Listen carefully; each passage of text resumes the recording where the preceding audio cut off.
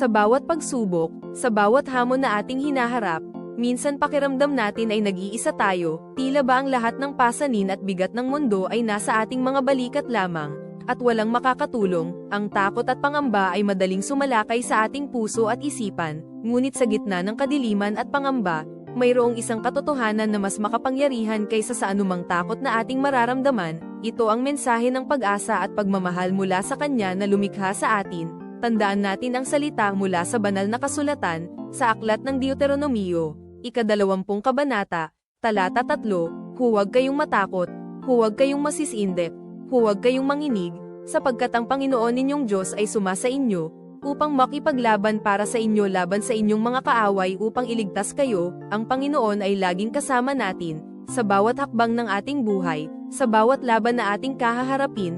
Hindi niya tayo kailanman iiwan.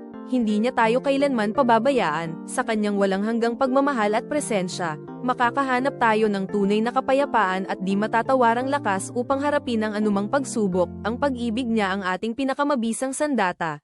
Ang kanyang di nagmamaliw na pag-asa ang ating laging liwanag sa dilim. Kaya, huwag kang mag-alala, dahil alam mong hindi ka kailanman nag-iisa.